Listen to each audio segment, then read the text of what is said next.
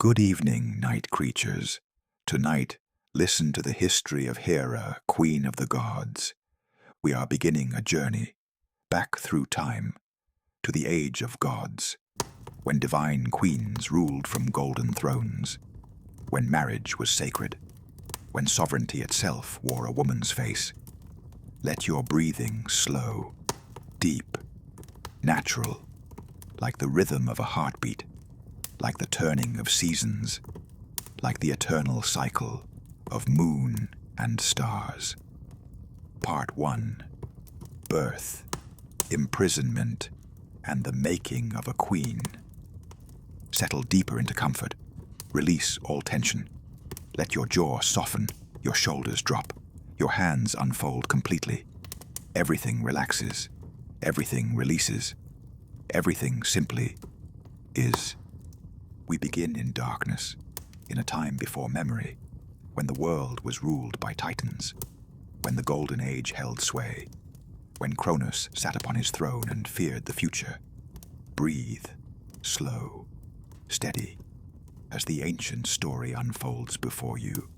In the age of titans, when the world was young, Cronus ruled supreme. He had overthrown his father Uranus, had taken the throne by force, had established an age of peace and plenty, the Golden Age, when mortals lived without toil, when the earth gave freely, when death was gentle as sleep. But Cronus carried a terrible secret, a burden, a prophecy that haunted his every moment. His mother Gaia had warned him, "Just as you overthrew your father, so too shall one of your children overthrow you. The cycle will continue, son against father, generation against generation. This is the pattern. This is the doom." And so Cronus made his terrible decision. He would devour his children, imprison them in his belly, keep them from growing, from threatening, from fulfilling the prophecy. Rest as this ancient horror unfolds, distant, dreamlike, already becoming myth. His wife Rhea, gentle Rhea, kind Rhea, she gave birth to their first child, a daughter, beautiful even as an infant, Hestia, goddess of hearth and home, and Cronus took her, swallowed her whole, imprisoned her in eternal darkness. Then came Demeter, goddess of harvest. She too was devoured, trapped, lost to the world before she could draw her first free breath. And then the third child was born, another daughter, this one different, special, marked by destiny. Let your mind see her, this infant goddess, this future queen. She was tall, even as a baby, regal. Her eyes held command even before they could focus. Her presence filled the birthing chamber. Power radiated from her, not violent power like her brothers would have, not creative power like her father, but sovereign power, ruling power, the power of queens and empresses, the power of those born to command. Her name was Hera. Breathe deeply as the future queen enters the world. Rhea held her third daughter, looked into those commanding eyes, and wept because she knew what was coming, knew what Cronus would demand, knew she could not stop him, could not save this child any more than she had saved the others. Cronus took the infant Hera, this baby who would one day be queen of heaven, and without hesitation, without mercy, without even a moment to know her mother's love, he swallowed her. Darkness, complete, total, absolute. Hera's first experience of existence was imprisonment, was crushing pressure, was the terrible realization, even before she could think in words, that she was trapped, powerless, at the mercy of forces beyond her control. Inside Cronus's belly, in that impossible space where physical laws bent, where time lost meaning. Hera found her sisters, Hestia and Demeter, already there, already waiting, already suffering. Let the tragedy settle over you, then lift, carried away like morning mist. The three sisters held each other in the darkness, found comfort in each other's presence. They could not grow in body, could not age in the normal way, but their consciousness expanded, their power increased, their minds deepened, and their bond, the bond between the three sisters, grew stronger than adamant, stronger than any force in creation. Hestia, gentle, kind, patient. She comforted her younger sisters, spoke of hope, of eventual freedom, of the day they would see light again. Demeter, nurturing, caring, protective. She held them when they despaired, whispered strength, promised that life, that growth, that green growing things, would one day be theirs to command. And Hera, proud, strong, unbending, even in that crushing darkness, even in that absolute helplessness, she refused to break, refused to accept this as her fate. She would endure, would survive, would emerge. And when she did, when she was finally free, she would rule, would command, would be queen. Time passed. Meaningless time, eternal time. Time measured only in darkness and pressure, and the slow building of rage. Sink deeper, as two more children joined them in the dark. Hades was born, the first son, dark and cold even as an infant. Cronus swallowed him, and he joined his sisters, 4 children now, 4 divine beings trapped in their father's belly, waiting, hoping, growing stronger in their imprisonment. Then came Poseidon, the 5th child, another son, smelling of salt and sea, crying with the voice of storm waves. Cronus swallowed him too, 5 children now, 5 siblings together in the dark, supporting each other, comforting each other, preparing for the day that must come, that would come, that they would make come. Hera took a kind of leadership among them, not through force, not through violence, but through sheer presence, through the natural authority that radiated from her. The others looked to her, respected her opinion, followed her example. Even in the darkness, even in helplessness, she was already a queen. Breathe. As years pass in the timeless dark, as the children grow in power, as destiny prepares to unfold.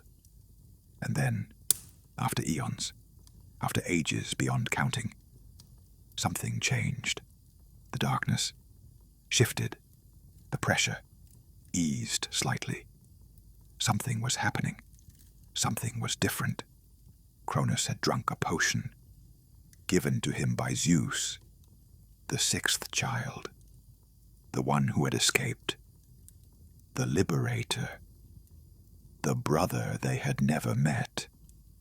And the potion was forcing Cronus to vomit, to purge his divine stomach, to release his children.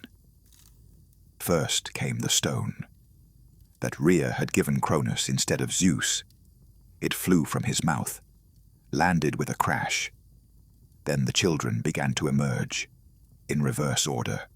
Last swallowed, first expelled. Poseidon came first, fully grown, powerful, free. He stood, drew his first breath of free air, and water began to flow. Springs burst, rivers changed course, the ocean celebrated. Then Hades, dark, silent, cold as death. He emerged without sound, looked around at the light, at the world, and nodded slowly, accepting, understanding. Then Hera, rest, as the queen is born into the world, as freedom comes at last.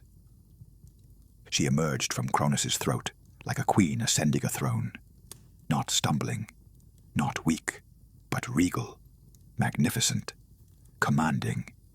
Her first breath was not a gasp of relief, but a declaration. I am here. I am free. I am Hera. She was tall, taller than any woman, taller than most men. Her hair was dark, rich, flowing like a river of night. Her eyes were large, luminous, the color of deep amber or burnished gold. They missed nothing, judged everything, commanded without speaking. Her beauty was not soft, not yielding, not the beauty of flowers or gentle things. It was the beauty of mountains, of storms, of power contained but ready to be unleashed. Men would fear to approach her, would tremble in her presence, would worship from a distance. This was not a goddess to be trifled with, not a woman to be taken lightly. She wore her imprisonment like armor, had refused to be broken by it, had remained proud, unbowed, undiminished. The darkness had not defeated her, had only made her stronger, harder, more determined to never, ever be powerless again. Her eyes swept the room, found Zeus, her youngest brother, her liberator, the one who had freed them, and something passed between them. Recognition, understanding, attraction, complexity, the beginning of a relationship that would define ages, but also wariness, calculation, competition. They were both natural leaders, both born to rule, both destined for thrones. How would they share power? Could they share power? Would they fight for supremacy? Or would they rule together? Breathe deeply, as Demeter emerges, as Hestia follows, as the family is reunited. Demeter came next, smelling of wheat and earth. She touched the ground, whispered to it, and plants began to grow, life returning, green spreading, the earth welcoming her home. Finally Hestia, eldest, gentlest, last to be swallowed, first in birth. She emerged smiling softly, and warmth spread through the room, the warmth of home, of safety, of peace. After so long in the cold dark, the warmth was joy itself. The 6 siblings stood together, united, free at last. They looked at Cronus, their father, their jailer, and declared war. Sink into the story. Let it carry you deeper into rest. The war that followed, the Titanomachy, lasted 10 years, a decade of cosmic battle, gods against titans, young against old, new order against ancient power. Hera fought, not in the front lines like her brothers, not with physical weapons like Zeus's thunderbolt or Poseidon's trident, but with strategy, with alliances, with the subtle power of sovereignty itself. She organized, coordinated, ensured supplies reached the fighters, ensured the wounded were tended, ensured morale remained high. She was the backbone of the Olympian cause, the strength behind the strength, the queen behind the king. She also fought when necessary. Her power was formidable. She could command, could make even gods obey. Her voice carried weight, authority. When she spoke, others listened.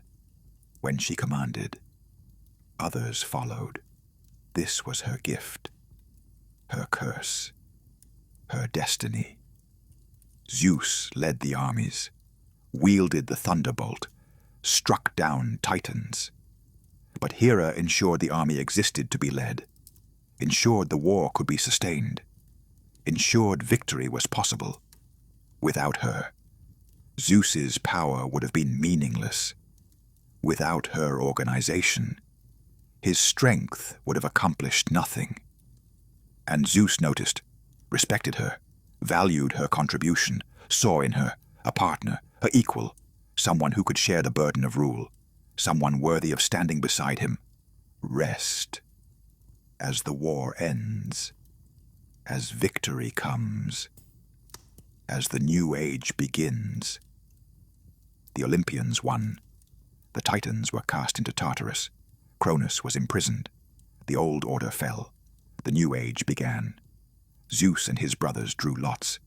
Zeus got the sky, Poseidon the seas, Hades the underworld.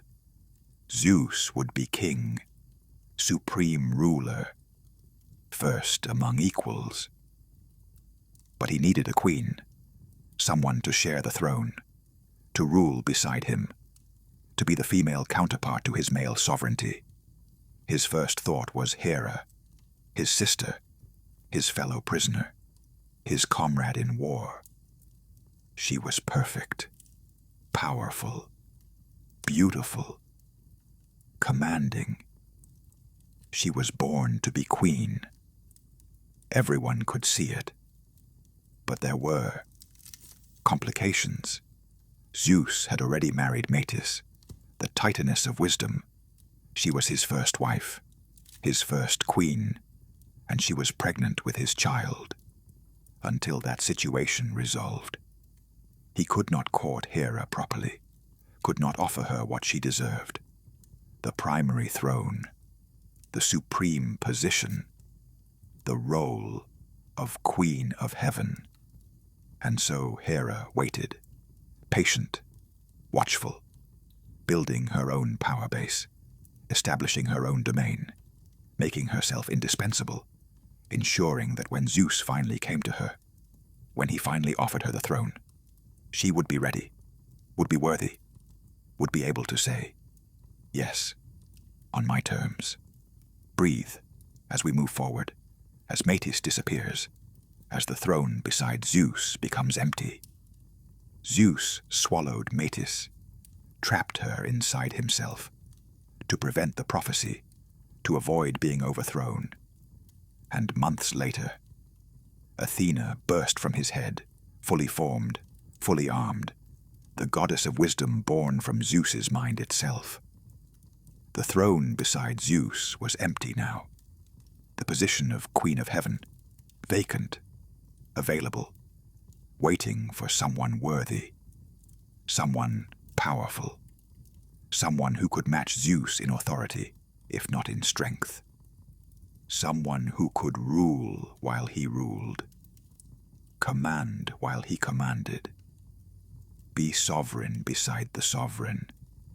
Everyone knew who that someone was. It could only be Hera.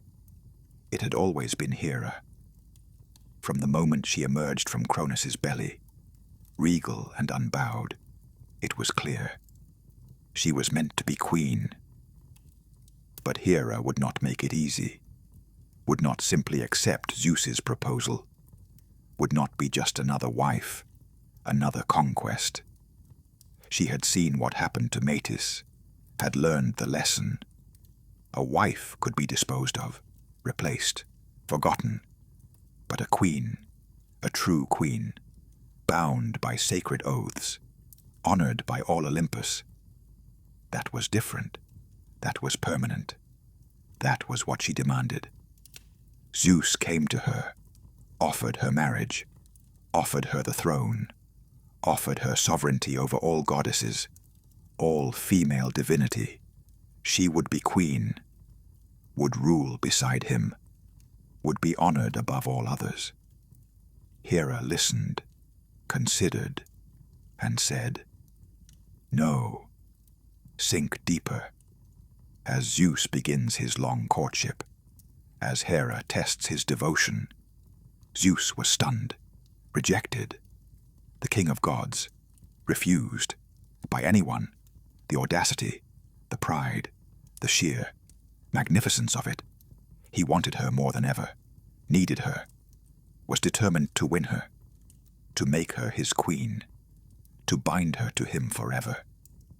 He courted her for years, showered her with gifts, precious beyond measure, jewels from the heart of the earth, flowers that bloomed once in a century, perfumes distilled from the essence of spring, silks woven by the fates themselves, everything beautiful, everything rare, everything precious.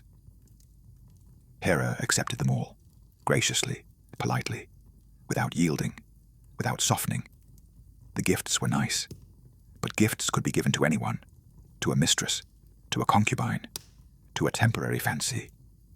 She wanted more than gifts. She wanted commitment, wanted oaths, wanted the throne, truly, permanently, irrevocably.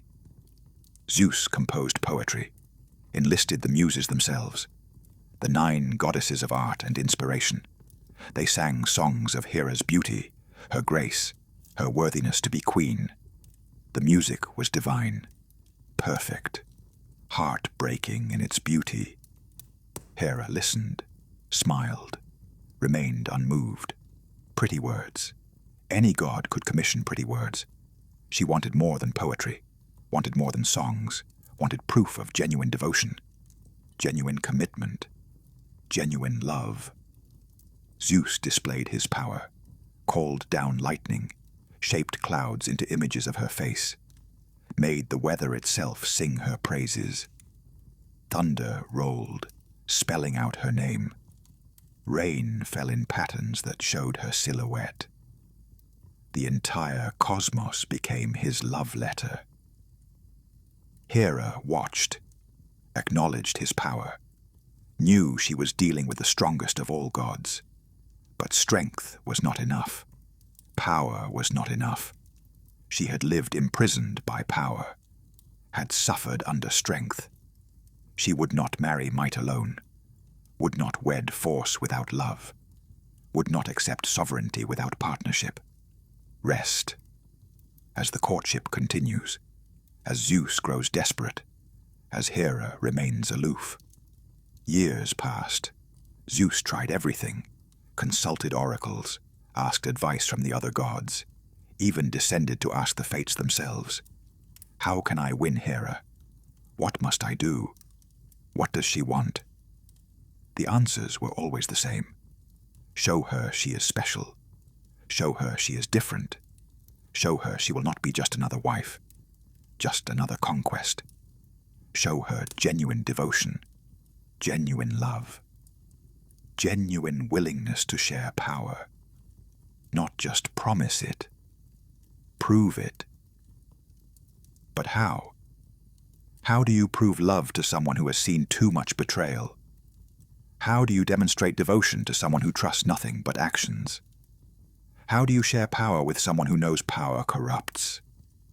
Finally, Zeus had an idea, a trick, but a trick born of understanding, born of knowing Hera, knowing her kindness beneath the pride, her compassion beneath the command, her soft heart beneath the hard exterior. One cold day, one rainy day, Zeus transformed himself into a small bird, a cuckoo, bedraggled, pathetic, soaking wet, shivering. He flew to Hera's garden, to where she often sat, landed on her windowsill, looking miserable, helpless, in desperate need of care. Breathe, as Hera's heart responds, as kindness overcomes caution. Hera saw the bird, this poor creature, cold, wet, suffering, and her heart, her proud, careful, guarded heart, melted. She could not leave it to die, could not ignore its suffering, could not be cruel to something helpless. She was too good, too kind, too fundamentally decent.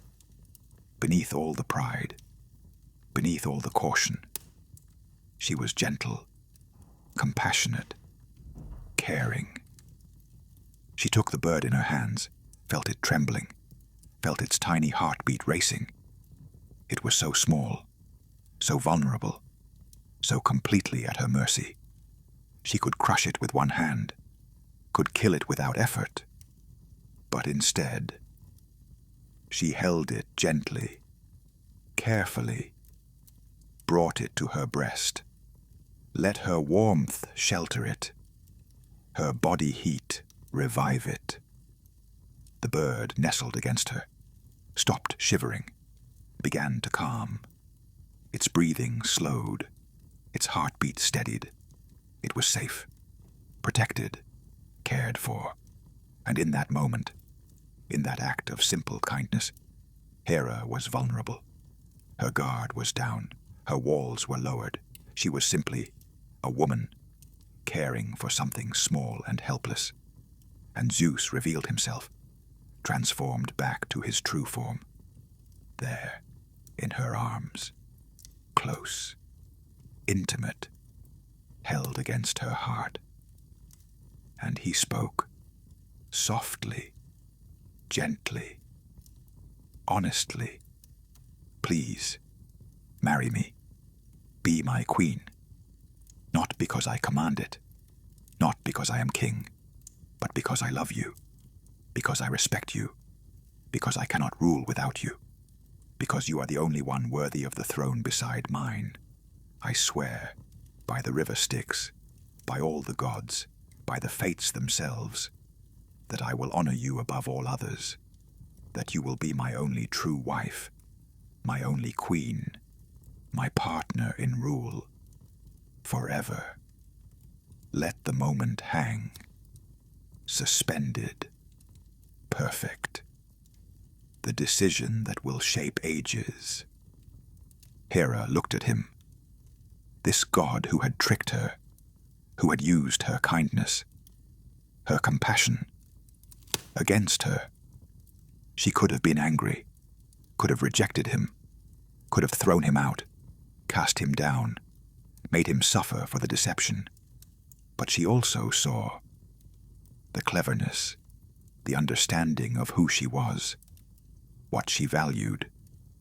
He had not tried to overwhelm her with power, had not tried to force her with authority, had not tried to seduce her with lust.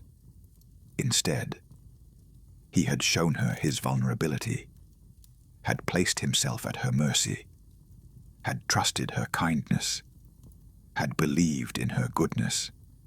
And the oath, by the Styx, the unbreakable oath, he had sworn, truly sworn, that she would be honored above all others, would be his true wife, his only queen. This was not a casual promise, not a temporary vow. This was binding, absolute, eternal. Even Zeus could not break an oath sworn on the Styx.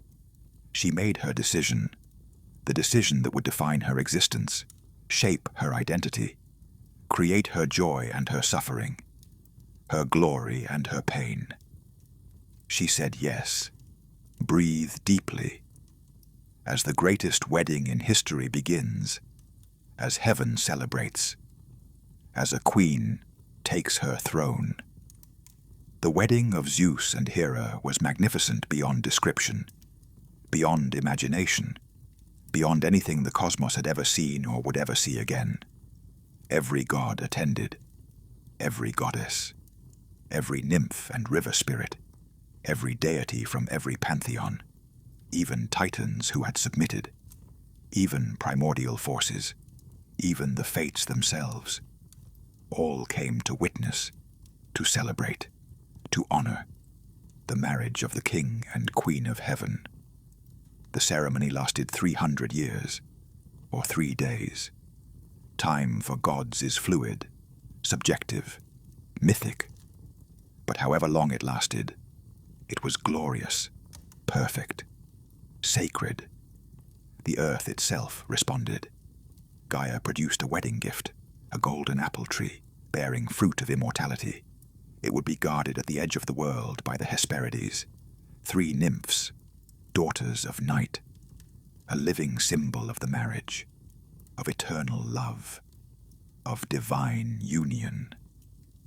Zeus and Hera stood before all creation, before all the gods, before fate itself, and they swore their oaths, the most sacred vows, binding not just for a lifetime, but for eternity, not just for mortals, but for gods, forever, irrevocable, absolute. Zeus swore to honor Hera above all others, to make her queen of Olympus, to share his power, to consult her wisdom, to respect her authority, to be faithful, to love her forever. Hera swore to stand beside Zeus, to support his rule, to bear his children, to be his partner in all things, to rule with wisdom and justice, to be queen eternal forever. The oaths were witnessed, recorded in the fabric of reality itself, binding beyond any mortal understanding. They were married, united, bound, together, forever. Sink into the peace of that moment, the joy, the hope, the promise of eternal partnership. 2 thrones were prepared, side by side on Olympus. Zeus's throne was larger, more imposing, carved from cloudstone and covered in gold. But Hera's throne was no less magnificent, no less beautiful, no less powerful.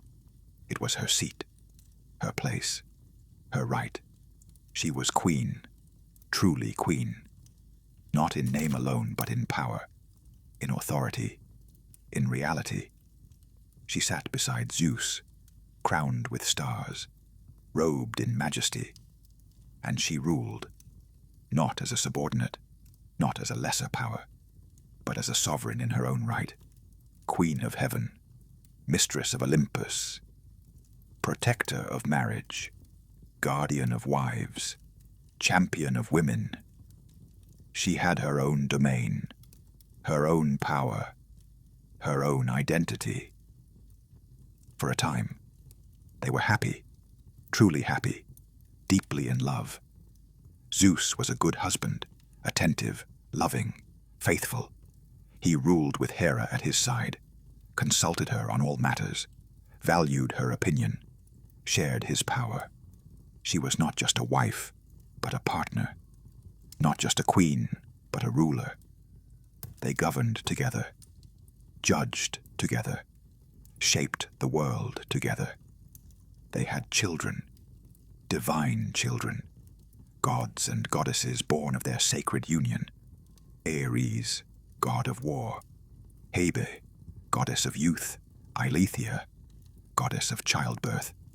Each one a reflection of their parents' power, each one a testament to their love, each one sacred, special, born of the marriage of heaven's sovereigns. Rest now, as Hera claims her throne, as the queen is crowned. Hera had achieved what she sought, had become what she was meant to be, queen of heaven, sovereign of Olympus, partner to the king.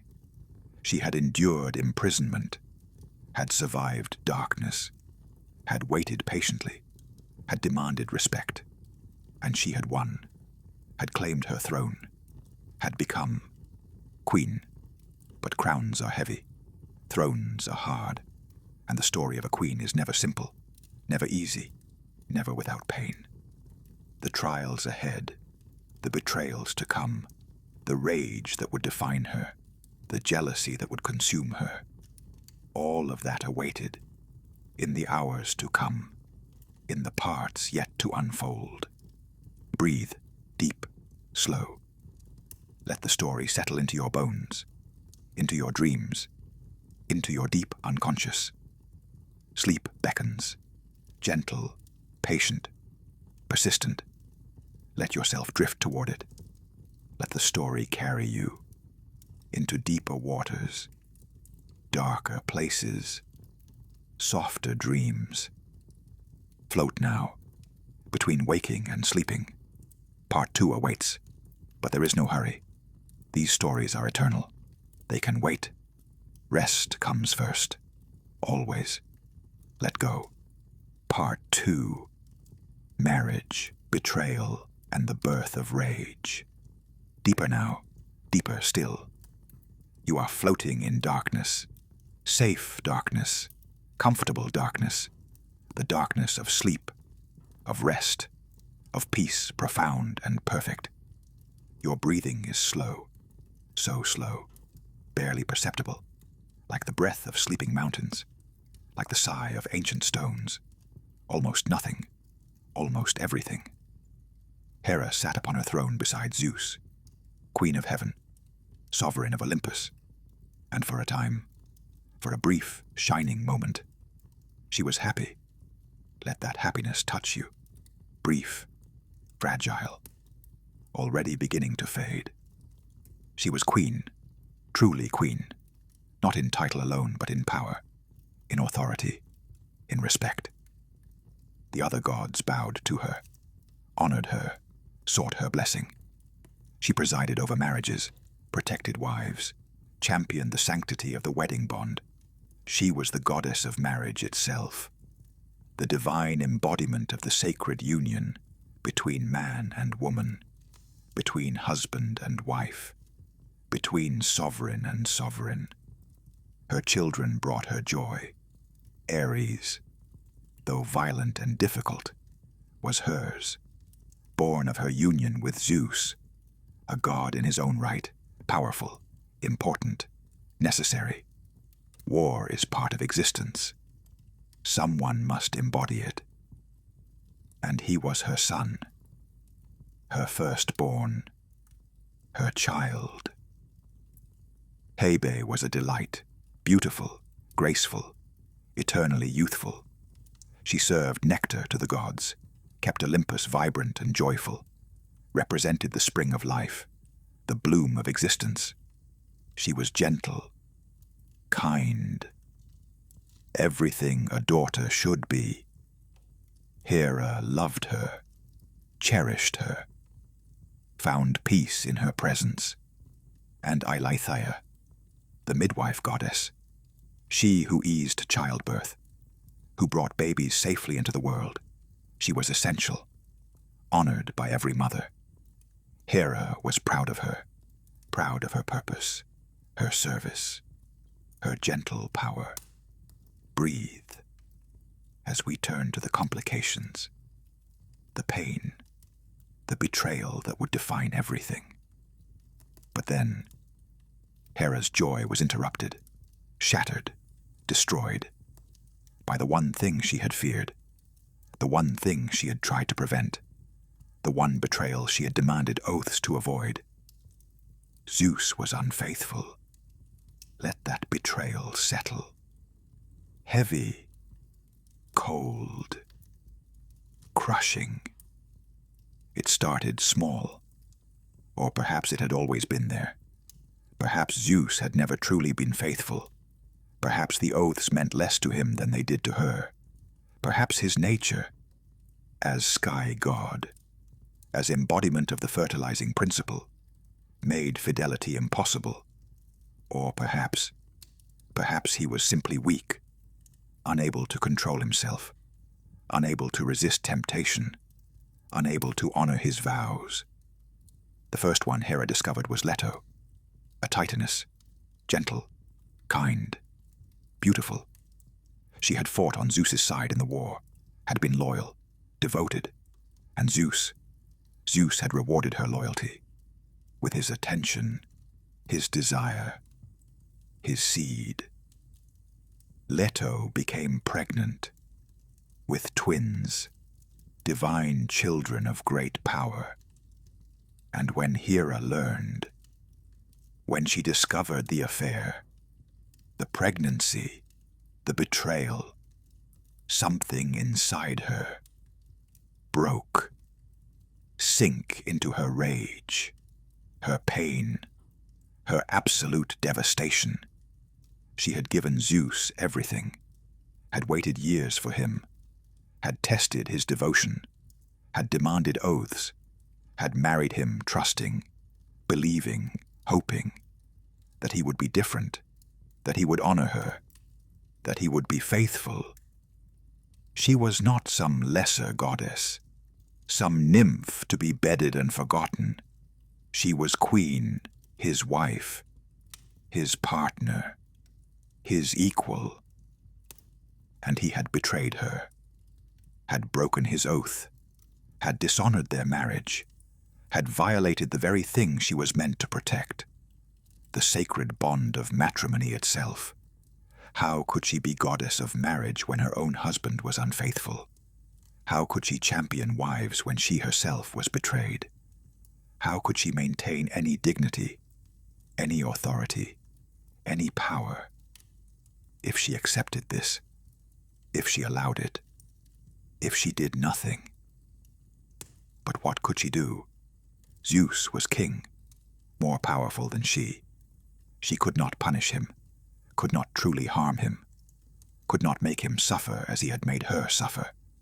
Attacking Zeus directly would be futile, dangerous, potentially fatal.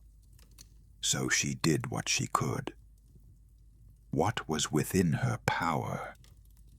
What would demonstrate her rage without threatening Zeus's authority?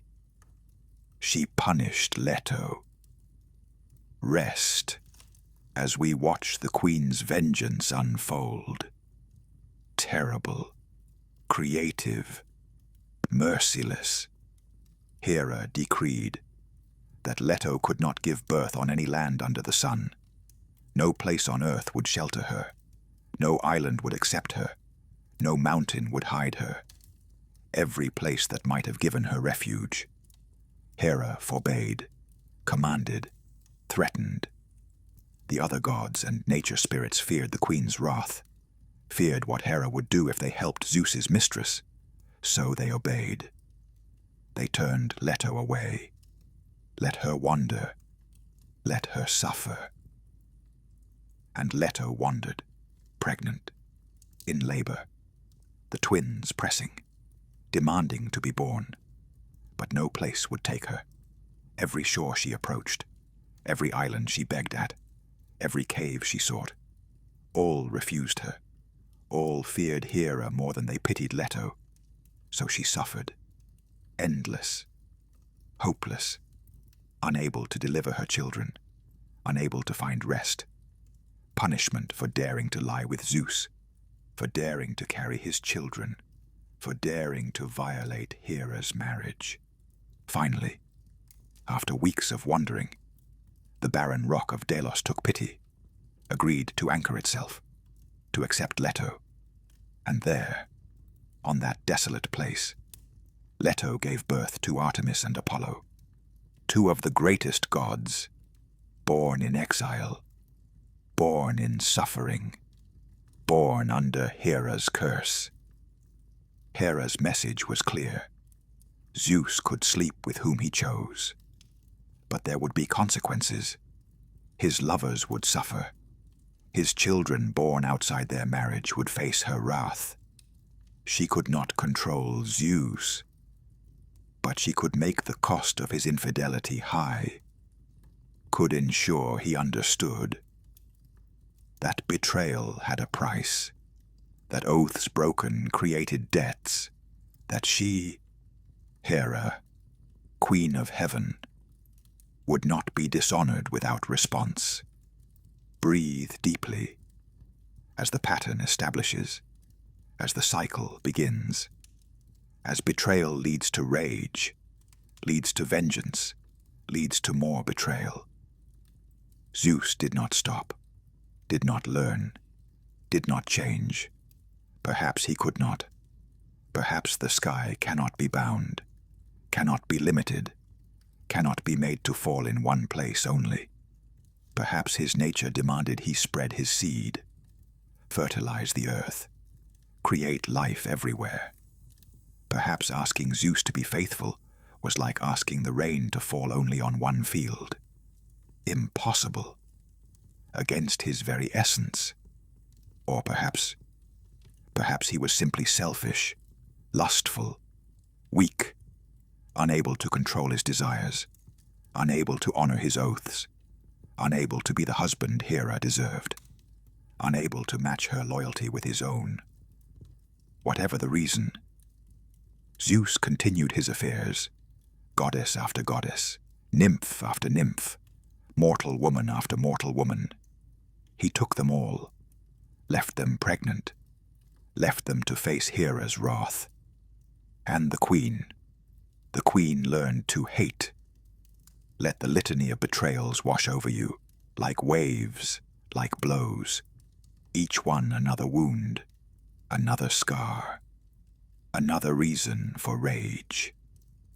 Maia, one of the Pleiades, Zeus came to her in secret, made love to her in her cave. She bore Hermes, the clever messenger god. Hera tried to persecute her, but Hermes was too clever, too quick, protected his mother, made Hera's revenge difficult. Eventually, Hera settled for making Maia's life uncomfortable, not destroyed, but diminished, hidden, always afraid. Semele, a mortal princess. Zeus appeared to her as a mortal man, courted her, made love to her, got her pregnant, and when Hera discovered it, the queen's revenge was perfect, terrible, complete. She disguised herself as an old woman, whispered poison in Semele's ear, convinced her to demand Zeus reveal his true form. And when he did, when he appeared in divine glory, Semele burned, died, was consumed in an instant. The baby, Dionysus, was saved only by being sewn into Zeus's thigh, born twice, once from his mother, once from his father. Hera had killed a mortal woman, murdered her, for the crime of sleeping with Zeus, for the crime of carrying his child. Sink deeper into the horror, into the moral complexity, into the impossible situation. Danae, Europa, Leda, Alcmene, so many mortal women. Zeus came to them in different forms, as golden rain, as bull, as swan, as the husband himself. He seduced them, used them, impregnated them, and left them to face Hera's wrath. And Hera, what could Hera do? She could not stop Zeus, could not control him, could not make him honor his vows. So she did what was in her power. She punished his lovers, punished their children, made them suffer, made them pay, made sure everyone understood that violating her marriage, that disrespecting the queen, that enabling Zeus's infidelity, there would be consequences, always, inevitably, inescapably. Was she right to do so? Was she justified? These women, many of them had no choice. When a god desires you, when the King of Heaven comes to you, what power do you have to refuse? What agency do you possess? Very little. Perhaps none. They were victims, as much as Hera herself was a victim, perhaps more. They lost their lives.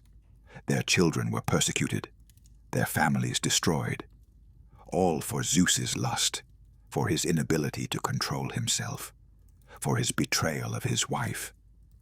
But Hera could not punish Zeus, so she punished them.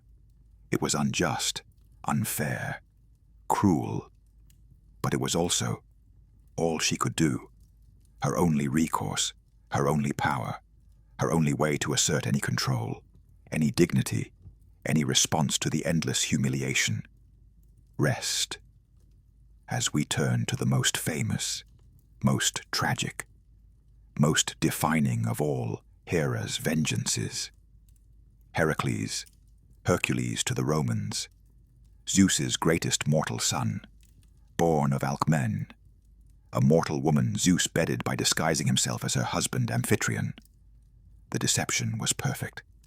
Alcmene never knew, never chose, never had agency. She thought she was sleeping with her own husband, and from that union came Heracles, destined to be the greatest hero, the strongest man, the most famous of all Zeus's children, and Hera hated him, with a hatred beyond reason, beyond proportion, beyond anything she had felt before. Let the rage fill you, then dissolve, ancient, distant, already becoming myth. Why did she hate Heracles so much? He was innocent, a baby, guilty of nothing except being born, being Zeus's child, being evidence of betrayal. But perhaps that was why. Perhaps every time she looked at him, she saw Zeus's infidelity, saw her own humiliation, saw the proof that her marriage was a joke, that her oaths meant nothing, that she had no power, no control, no dignity. Or perhaps she hated him because he would be great, would be celebrated, would prove that Zeus's infidelity could create magnificence, that his betrayals could produce heroes, that his unfaithfulness could birth glory. If Heracles succeeded, if he became great, what did that say about the value of marriage, of fidelity, of the sacred bonds Hera protected? If Zeus could violate his oaths and still create greatness, then what was the point of oaths at all? So Hera decided, Heracles must fail, must suffer, must be destroyed. She would make his life agony, would ensure that Zeus's greatest son became Zeus's greatest tragedy, would prove that infidelity's children are cursed, that betrayal bears only suffering, that violating sacred bonds creates only pain. Breathe, as the persecution begins, as an infant faces a goddess's wrath. When Heracles was still a baby, only 8 months old, lying in his cradle, Hera sent serpents, 2 enormous snakes, poisonous, deadly. They slithered into the nursery, approached the cradle, coiled to strike, to bite, to kill the infant, to end Zeus's pride, to destroy this evidence of betrayal. But Heracles, even as a baby, was extraordinary. When the serpents struck, he grabbed them, one in each tiny hand, and strangled them, crushed them, killed them with infant strength. The servants found him in the morning, laughing, playing with the dead snakes like toys. His first act of heroism, his first demonstration of the power that would define him. Hera was furious. Her plan had failed, but she was patient. She would wait, would watch, would strike again when the moment was right. Years passed. Heracles grew, became a man, married, had children. He was happy, successful, strong. Everything Zeus had hoped, everything Hera feared. The living proof that infidelity could create greatness, that betrayal could birth heroes. And then Hera struck again, with her most terrible weapon, with madness, sink into the tragedy, into the horror, into the worst thing a goddess can do. She sent madness upon Heracles, divine madness, supernatural insanity. He lost touch with reality, saw his wife and children as enemies, as monsters, as threats, and in his madness, in his confusion, in his God-sent insanity, he killed them, murdered his own family, his wife, his children, everyone he loved, slaughtered by his own hands, while he thought he was protecting them, while he thought he was fighting monsters. When the madness lifted, when Heracles returned to sanity, When he saw what he had done, the bodies, the blood, the destruction, he was devastated, destroyed, broken beyond any physical wound. He wanted to die, to kill himself, to end his suffering. But that would be too easy, too merciful. That was not Hera's plan. Instead, the oracle told him he must atone, must perform labors, impossible tasks, set by King Eurystheus, a coward who ruled only because Hera had intervened to make him king instead of Heracles. 12 labors, 12 impossible tasks, and only then, only after completing them all, would he be forgiven. Would his guilt be cleansed? Would he find peace, rest, as the labors unfold, as Heracles suffers, as Hera watches? The 12 labors of Heracles are famous, legendary, but their purpose is often forgotten. They were punishment, torture, endless suffering imposed by Hera through her puppet king. Each labor was designed to be impossible, to kill Heracles, to destroy him, slay the Nemean lion, a beast with hide so thick no weapon could pierce it. Heracles strangled it with his bare hands, wore its hide as armor forever after. Slay the Lernaean hydra, a serpent with 9 heads that regrew when cut off. Heracles burned the stumps, prevented regeneration, destroyed it. Capture the golden hind of Artemis, a sacred deer, untouchable. Heracles hunted it for a year, finally caught it, apologized to Artemis, was forgiven.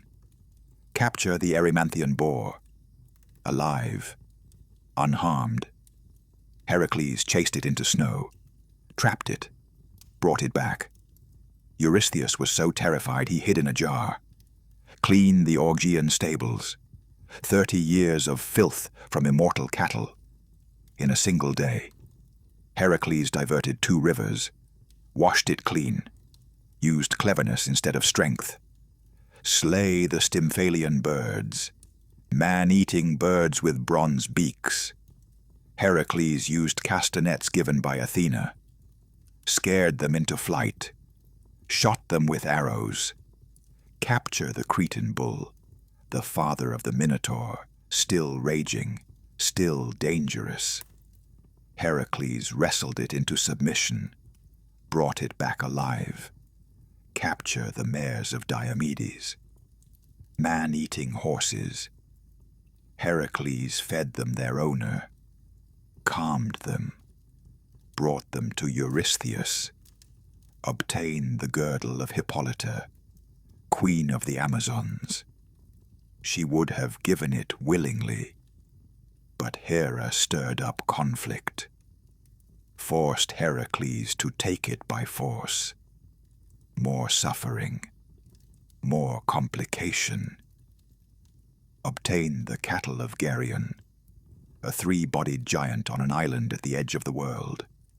Heracles traveled farther than any hero, defeated Geryon, drove the cattle back across the known world, obtained the golden apples of the Hesperides. Guarded at the world's edge, Heracles tricked Atlas, made him retrieve the apples, took back the sky only after Atlas returned with them. And finally, the 12th labor, the impossible labor, the one designed to kill him. Capture Cerberus, the 3-headed dog, guardian of Hades. Bring him from the underworld to the world above, alive, unharmed, and return him safely after. Breathe deeply as Heracles descends, as he faces death itself. Heracles descended to the underworld, to Hades' realm. He asked permission, showed respect. Hades agreed. If you can take Cerberus without weapons, using only your strength, you may borrow him. but you must return him unharmed. Heracles wrestled Cerberus, the great hound of hell, strangled him into submission, dragged him to the surface, showed him to Eurystheus. The king was terrified, begged Heracles to take the beast back. Heracles returned Cerberus to Hades, completed his final labor, was free at last. 12 labors, 12 impossible tasks, all completed. Hera had failed to destroy him, had failed to break him. Heracles was free, was cleansed, was a hero. But Hera was not finished, would never be finished, even when Heracles died, even when he ascended to Olympus, even when Zeus made him a god. Hera persecuted him, made his life difficult, until finally,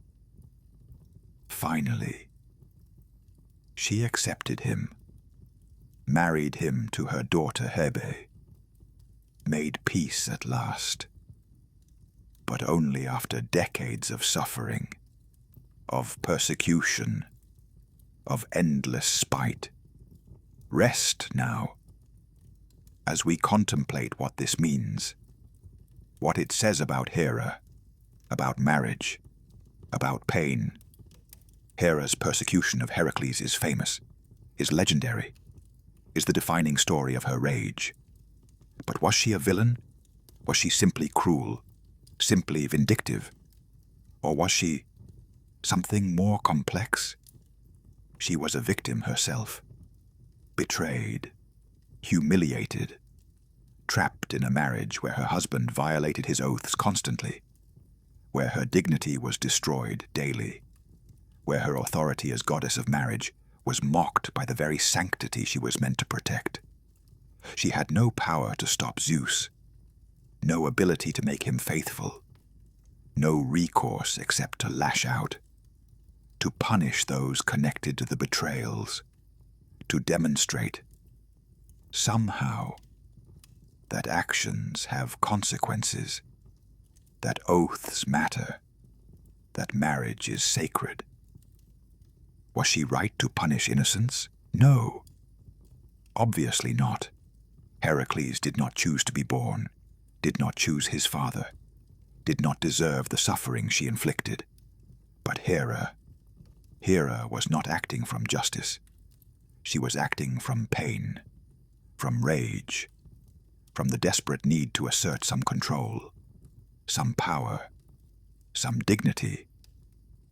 In a situation where she had none, she is tragic, more than villainous, a victim who became a perpetrator, because that was the only role available to her, because she could not punish the guilty, so she punished the available. It is unjust, unfair, wrong, but it is also understandable, human, real in its emotional truth. Sink deeper as we move through more stories, more betrayals, more rage. Io, a priestess in Hera's own temple. Zeus desired her, made love to her, to hide the affair. Zeus transformed Io into a white heifer, a cow, thinking Hera would not notice, would not care. But Hera saw through the disguise, demanded the heifer as a gift. Zeus could not refuse without revealing the truth. So he gave her, handed over his lover transformed. To his wife, Hera set Argus to guard Io. Argus Panoptes, the all-seeing, a giant with 100 eyes. He watched Io constantly. At least some eyes always awake, always watching. Io could not escape, could not transform back, could not even speak, trapped in cow form, guarded always, suffering endlessly. Zeus sent Hermes, the messenger god, to rescue her. Hermes lulled Argus to sleep, all 100 eyes, with music and stories, then cut off his head, killed the guardian, freed Io. Hera took Argus's 100 eyes, placed them on the tail of the peacock, her sacred bird, forever after. Peacocks would bear eyes on their feathers, a memorial to her faithful servant, a reminder of her loss. But Hera was not finished with Io. She sent a gadfly, a stinging insect, to chase her, to torment her, drive her mad.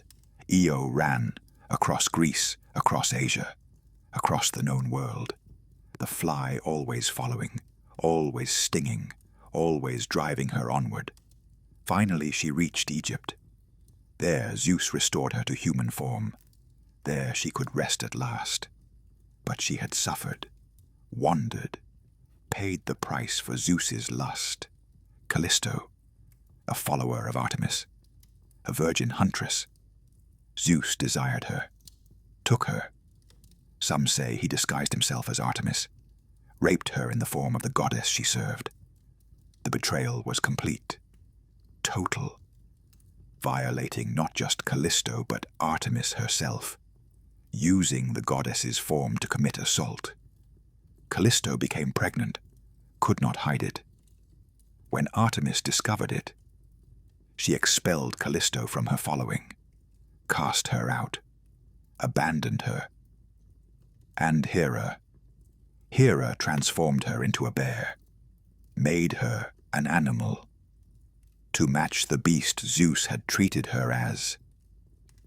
Callisto wandered as a bear for years, until one day, her son Arcas, now grown, a hunter, found her, did not recognize her, raised his spear to kill this bear, his own mother, about to be slain by her own child. Zeus intervened, barely in time, took them both, placed them in the stars. Ursa Major and Ursa Minor, the great bear and the little bear, forever circling the pole, forever together, forever transformed. Hera's curse eternal, even in the heavens, even as constellations. The bear and her son, punishment made immortal. Rest, as the stories pile up, as the betrayals multiply, as the rage compounds. Each story was the same. Zeus desired. Zeus took. Zeus left the woman to face Hera's wrath, and Hera punished, transformed, persecuted, destroyed. She could not stop the pattern, could not break the cycle, could not make Zeus faithful. So she did what she could, made the cost high, made the suffering great, made sure everyone understood that Hera, queen of heaven, goddess of marriage, would not be dishonored without response. The other gods watched. Some pitied Hera, understood her pain, her impossible situation. Others thought her cruel, vindictive, unreasonable. Why punish innocence? Why not accept that Zeus would never change? Why not make peace with his nature? But Hera could not, would not. To accept Zeus's infidelity was to accept that marriage meant nothing, that oaths were worthless, that her role as goddess of marriage was a joke. How could she protect wives if she could not protect herself? How could she champion fidelity if her own husband betrayed her constantly? How could she have any dignity, any authority, any power, if she simply accepted, endured, forgave, without consequence? So she fought, the only way she could, with the only weapons available: rage, vengeance, persecution. It was unjust, but it was also all she had. Breathe deeply as the second hour ends, as Hera's rage settles into permanence, as the queen becomes defined by pain. Hera was trapped in a marriage she could not leave, could not fix, could not survive with dignity. Zeus would never be faithful, never honor his oaths, never treat her as she deserved. But she was bound to him, forever, by oaths stronger than adamant, by vows that could not be broken, by the very marriage she was supposed to protect. She was the goddess of marriage, but her own marriage was a betrayal, a mockery, a source of endless suffering.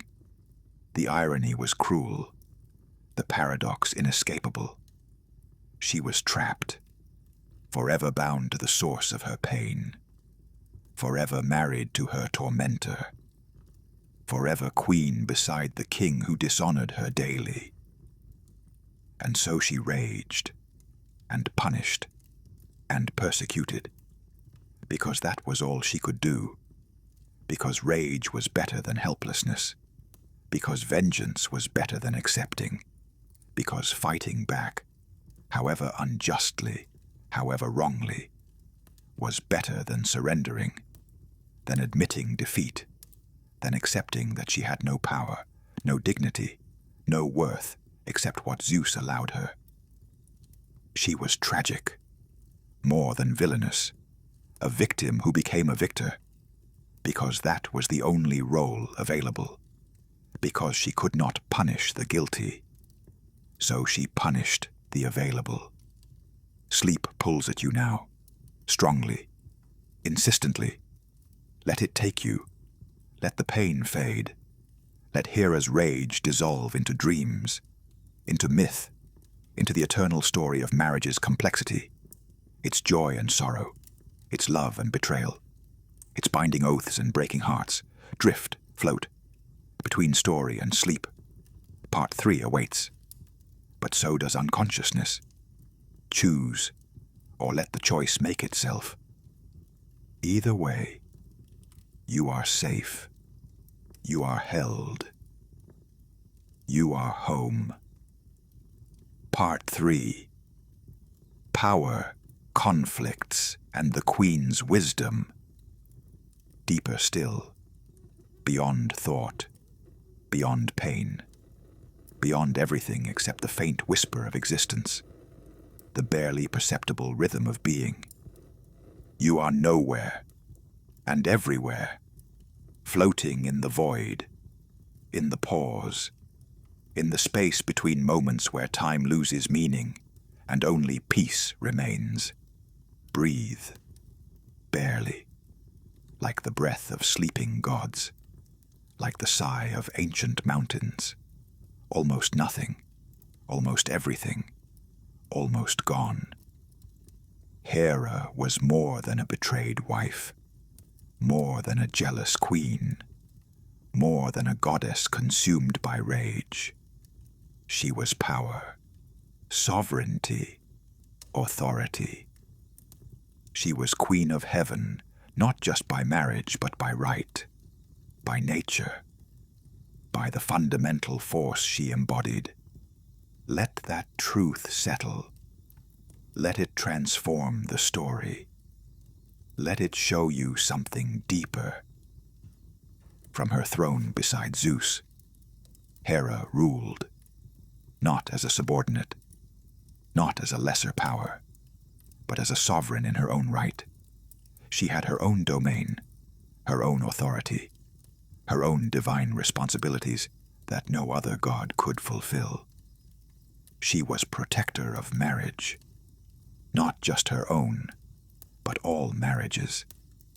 Every bride who spoke her vows, every wife who honored her husband, every marriage that endured through hardship, through betrayal, through the countless ways that love can be tested.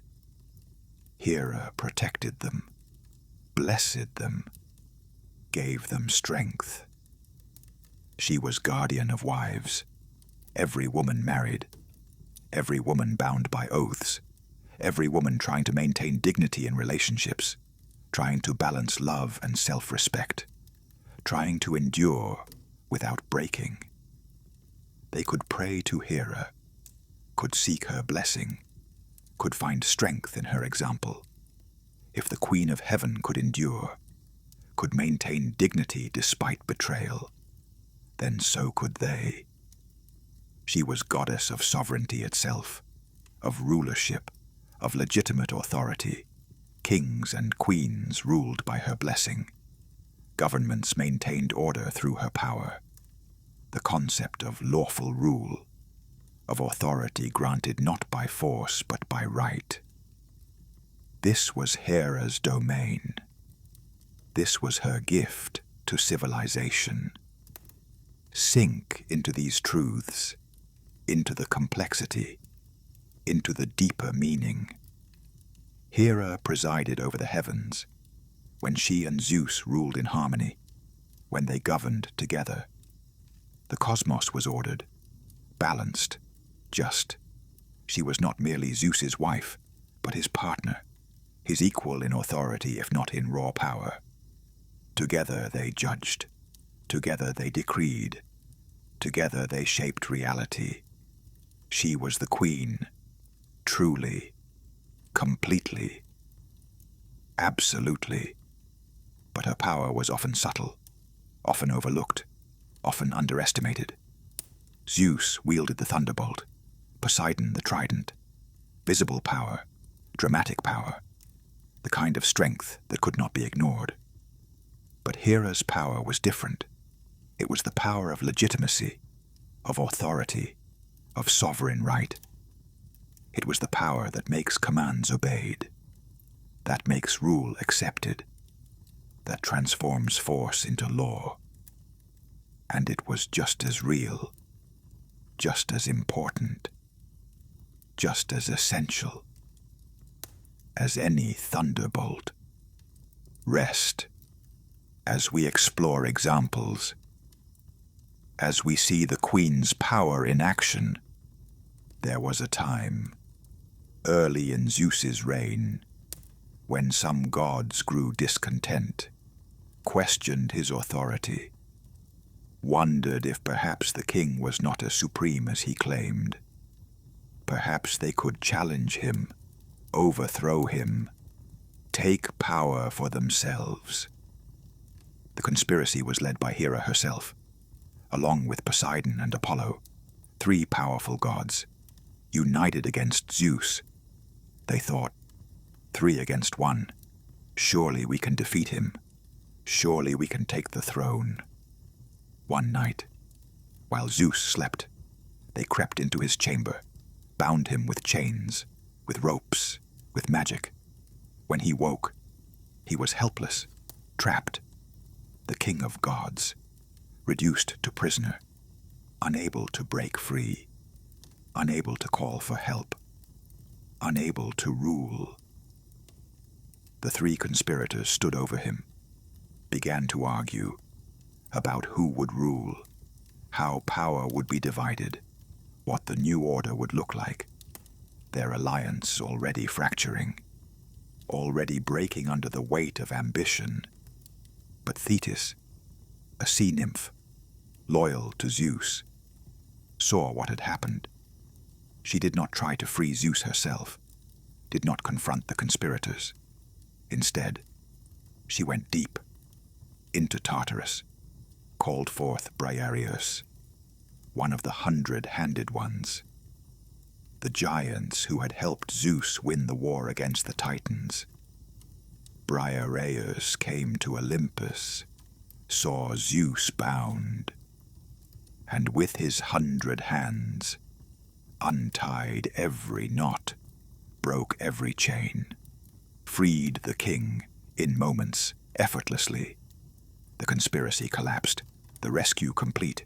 Breathe, as Zeus rises, as his rage builds, as punishment looms. Zeus stood, eyes blazing, thunder gathering. The conspirators cowered, begged forgiveness, tried to explain, to justify, to escape. But Zeus was beyond mercy, beyond reason, beyond forgiveness. They had tried to overthrow him, to bind him, to steal his throne. The punishment must be severe, must be memorable, must ensure this never happened again. Hera received the worst, as the leader, as the instigator, as his wife who had betrayed him most deeply. Zeus hung her from the sky, golden chains on her wrists, anvils on her ankles. She was suspended between heaven and earth, visible to all, humiliated, in pain, unable to escape. A warning, a lesson, a demonstration of what happens to those who challenge the king. She hung there for days, for weeks. The stories vary, but however long, it was agony, physical pain, but worse, the humiliation, the shame, the public degradation. Everyone could see her. The queen, reduced to prisoner, dangling helplessly, stripped of dignity, of authority, of everything except suffering. Finally, Hera broke, swore oaths, promised eternal loyalty, vowed never to rebel again. Only then, only after complete submission, did Zeus lower her, release her, allow her to return to her throne. The lesson was clear. Zeus was king, supreme, absolute. Even Hera, his queen, his wife, his partner, even she could not challenge him. Even she must submit, must obey, must acknowledge his ultimate authority. Let this humiliation wash over you, then dissolve. Ancient, distant, already fading into myth. But the story reveals something important. Hera had power enough to lead a conspiracy, had authority enough that Poseidon and Apollo would follow her, had strength enough that Zeus needed to make an example, to demonstrate his superiority, to prove, not argue, that he was supreme. She was not weak, not powerless, not simply a victim. She was dangerous, powerful, worthy of being treated as a threat. And after the punishment, after the reconciliation, Hera returned to her throne, returned to her authority, returned to ruling beside Zeus. She had been defeated, humiliated, forced to submit, but she had not been destroyed, had not been replaced, had not been diminished in her essential role. She was still queen, still sovereign, still necessary. Zeus needed her, even if he would not admit it, even if he had to punish her to prove his power. He needed her. Sink deeper as we explore more of Hera's power, more of her wisdom, more of her essential role. Hera was invoked at every wedding. Every marriage ceremony included prayers to her, offerings to her, requests for her blessing, because marriage without Hera's approval was doomed, would not last, would not prosper, would be hollow, empty, merely legal but not sacred. She was the goddess who made marriage real, who transformed a contract into a sacrament, who elevated a joining into something divine. Young brides prayed to her, asked for her guidance, her protection, her wisdom, how to be a good wife, how to maintain dignity, how to endure, how to love despite difficulty, how to keep a marriage strong.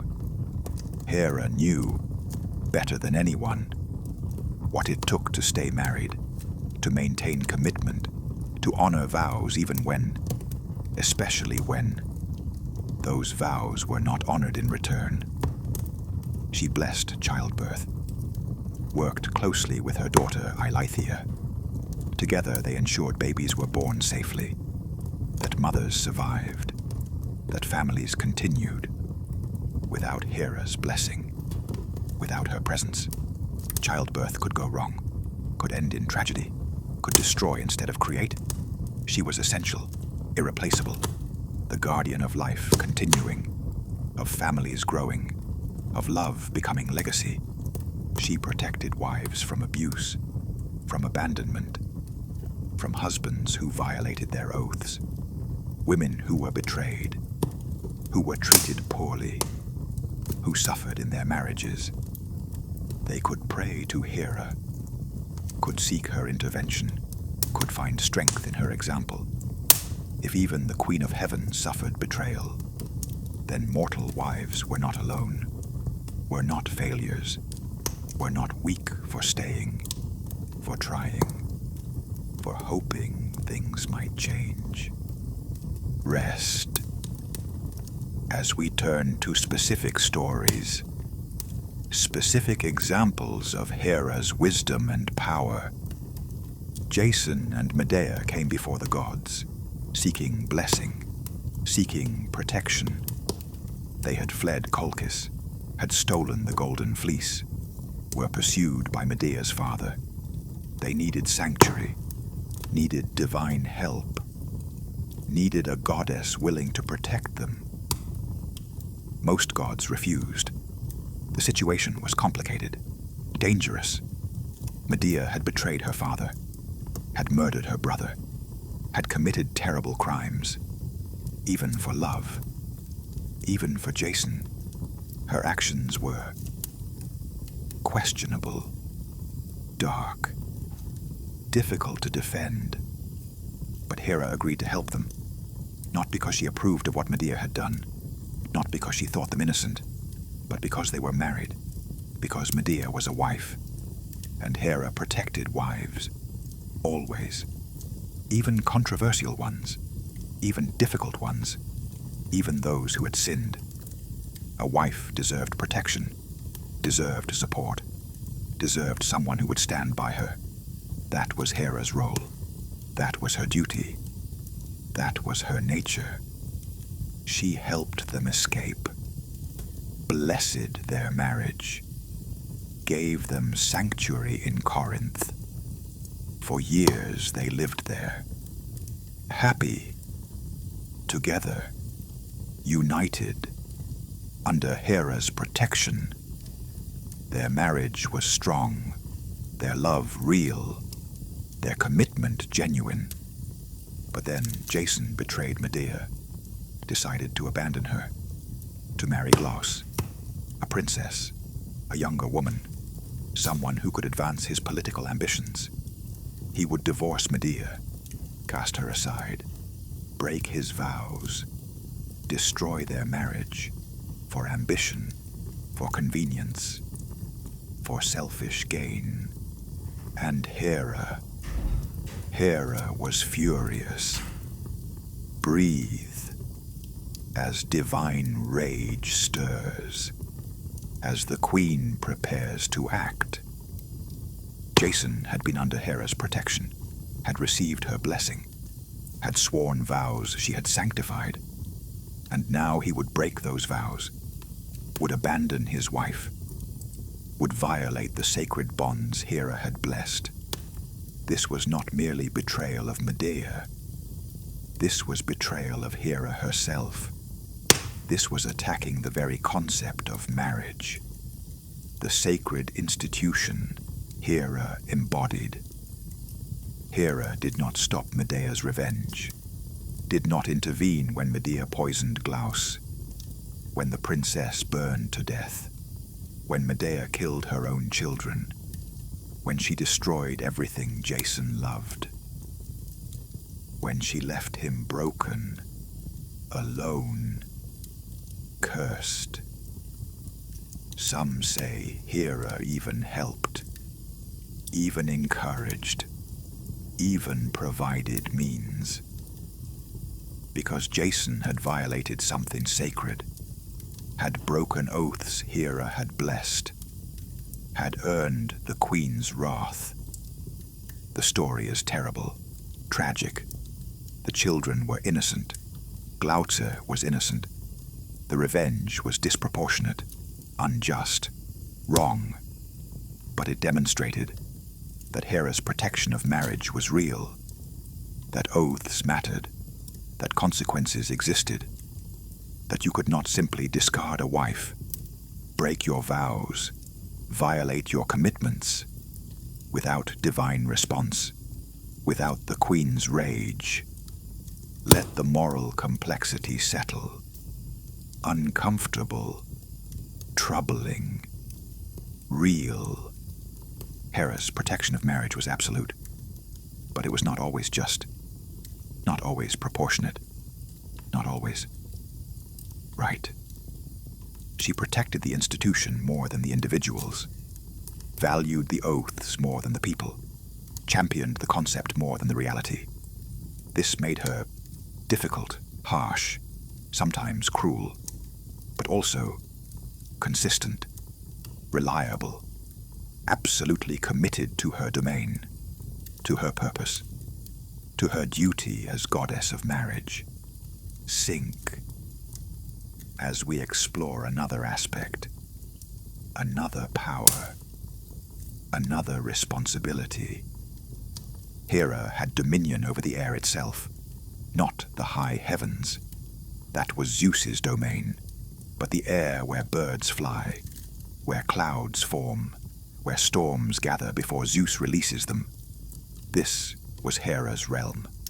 She could summon winds, could create weather, could influence climate, not as powerfully as Zeus, but enough to demonstrate her authority, enough to punish those who offended her, enough to help those who honored her.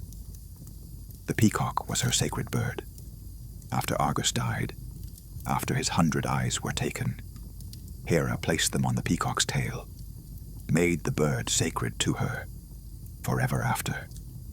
Peacocks would be symbols of Hera, of beauty, of pride, of watchfulness, of the queen's authority. To kill a peacock was to offend Hera. To honor one was to honor her. They became sacred, protected, revered, because the queen had made them hers. The cow was also sacred to her, representing patience, endurance, gentle strength. The qualities Hera needed, the qualities she embodied. Cows were sacrificed to her, their blood offered, their lives given, to honor the queen, to seek her blessing, to thank her for her protection. And the pomegranate, symbol of marriage, of fertility, of the binding oath.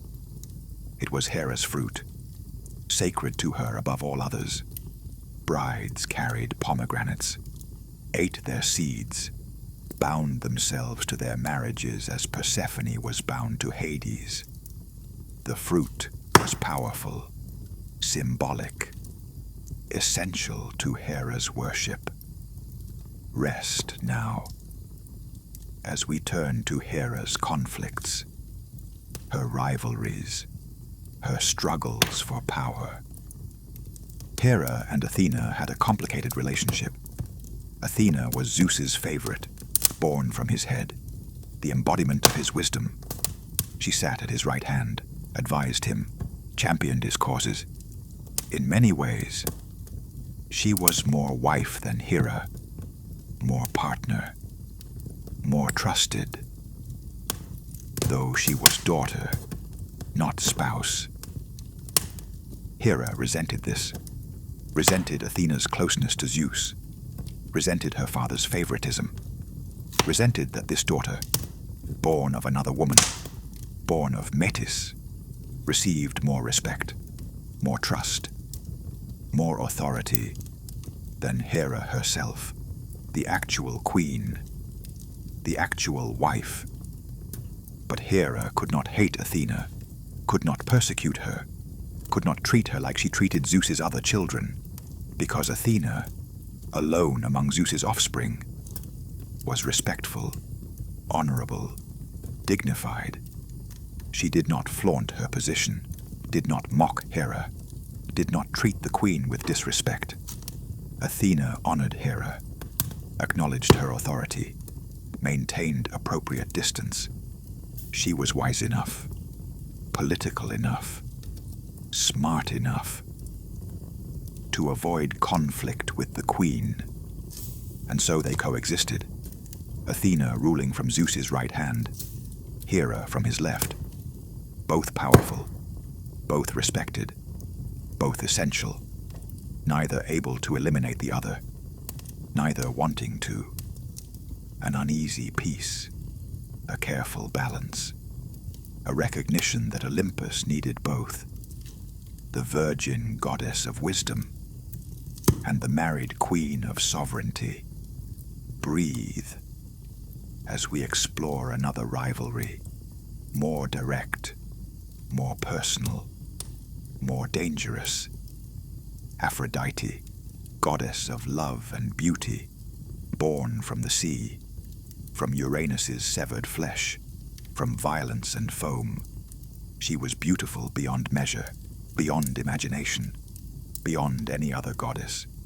She was desire incarnate, lust personified, attraction embodied, and she used her beauty, used her power, used her divine gift to manipulate, to control, to destroy. Hera hated her, hated what she represented, hated what she did. Aphrodite encouraged infidelity, celebrated passion over commitment, valued desire over duty. She was everything marriage opposed, everything Hera fought against, everything that threatened the sacred bonds, the binding oaths, the permanent commitments that held society together. Aphrodite could make anyone fall in love, could create desire where none existed, could destroy marriages with a glance, a whisper, a moment of divine intervention. She did not care about vows, about oaths, about commitments. She cared only about passion, about desire, about the burning moment of attraction. And if that destroyed marriages, ruined lives, created suffering, well, that was not her concern. Love was beautiful, desire was sacred. The consequences were someone else's problem. Hera saw Aphrodite as the enemy, as the destroyer of everything she protected, as the force that made her own life hell. Zeus's infidelities, his endless affairs, his inability to honor his vows. Much of that, perhaps all of that, was influenced by Aphrodite, encouraged by her, made possible by her power. She was complicit, guilty, responsible, and Hera could not forgive it. They clashed, regularly, constantly, over every marriage, every affair, every moment when desire threatened commitment.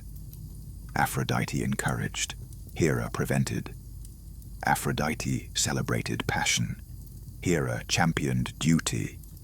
Aphrodite valued the moment, Hera valued the lifetime.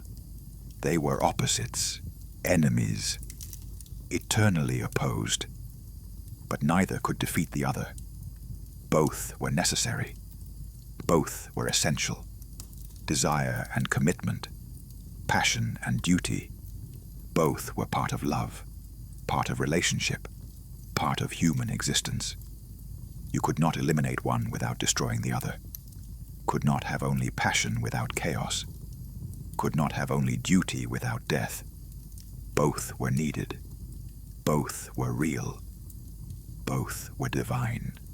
And so they coexisted. Aphrodite tempting, Hera protecting. Eternal opposites, eternal balance, eternal conflict that could never be resolved. Only endured, only managed, only accepted as the nature of existence itself. Sink deeper now, as we approach the end of the third hour, as we prepare for the final part, as we rest in the complexity, the moral ambiguity, the impossible choices. Hera was not a simple character, not purely good or purely evil, not innocent victim or heartless villain. She was complex, contradictory, human in her divinity, flawed in her power, tragic in her glory. She protected marriage, but her own marriage was betrayal. She championed wives, but punished innocent women. She embodied sovereignty, but was sometimes powerless. She represented dignity, but was often humiliated. She was the queen, but she was also the prisoner, trapped by the very institutions she protected, bound by the very oaths she sanctified. To understand Hera is to understand the complexity of commitment, the difficulty of marriage, The pain of loving someone who hurts you. The challenge of maintaining dignity when you are disrespected. The struggle to keep fighting when you cannot win. She represents not the joy of love, but its endurance. Not the pleasure of marriage, but its survival. Not the happiness of commitment, but its permanence. Despite everything, despite betrayal, despite pain, despite endless reasons to leave, you stay because you swore, because you promised, because you are Hera. And Hera does not break her vows, even when they break her. Rest now. Let the queen's struggles settle into myth, into memory, into dreams. Sleep is so close, so very close. You can feel it, pulling, persistent, inevitable. Let it come. Let yourself go. Let the story carry you into the final hour or into unconsciousness, whichever comes first, whichever offers peace. The boundary dissolves. Story becomes sleep. Sleep becomes story. Part 4 waits in the darkness, or dreams wait, or nothing waits. Only rest, only peace, only the gentle ending of consciousness. Let go. Part 4. Legacy, transformation, and the eternal queen. The deepest darkness, the final depth, where consciousness itself becomes questionable, where you are and are not, where existence reduces to the faintest whisper, the barely perceptible knowing that somehow you still are. Breathe, if breathing can be called that. If this gentle exchange, this minimal function, this almost nothing, can be called breath. Hera endured, as queens endure, as marriages endure, as commitments endure, despite everything, despite pain, despite betrayal, despite every reason to break. She remained, continued, persisted, because that was her nature, her duty, her fate. Let the centuries flow, like water, like wind, eroding all sharp edges, softening all hard truths. Through the ages of heroes, through the Trojan War and beyond, Hera remained queen, remained wife, remained sovereign of Olympus. She and Zeus ruled together, fought constantly, reconciled sometimes, betrayed each other regularly, and yet they stayed married, stayed bound, stayed committed, because their oaths were eternal, because divine marriage is permanent, because separation was impossible. So they endured, together, forever. The Trojan War tested their marriage anew. Hera sided with the Greeks, hated Troy, hated the Trojans, because of the judgment of Paris, because a mortal prince had dared judge between goddesses, had declared Aphrodite more beautiful than Hera, had chosen desire over sovereignty, love over majesty. The insult rankled, burned, demanded vengeance. Zeus tried to remain neutral, tried to let fate unfold, but he was drawn in. He loved some Trojans, pitied them, wanted to save them. Hera fought him, undermined him, worked against his will. They battled across the war, using mortals as pieces, using heroes as pawns. Their marriage conflict played out on a cosmic scale. Thousands died, cities burned, civilizations fell, because the king and queen could not agree, could not compromise, could not rule in harmony. Rest as the war ends, as Troy falls, as the age of heroes closes. After Troy, the world changed. The age of heroes ended. Gods withdrew, became more distant, less involved in mortal affairs. The Bronze Age collapsed. The Dark Age began. Writing was forgotten. Civilizations crumbled. The old certainties dissolved. But Hera remained, still queen, still sovereign, still ruling beside Zeus, still protecting marriage, still championing wives, still enduring, always enduring. Sink into the centuries. Let them wash over you. Meaningless, countless, eternal. The classical age dawned.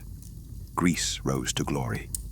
Athens, Sparta, Thebes, Corinth. The great city-states built temples to the gods, none larger, none more magnificent than the temples to Zeus and Hera.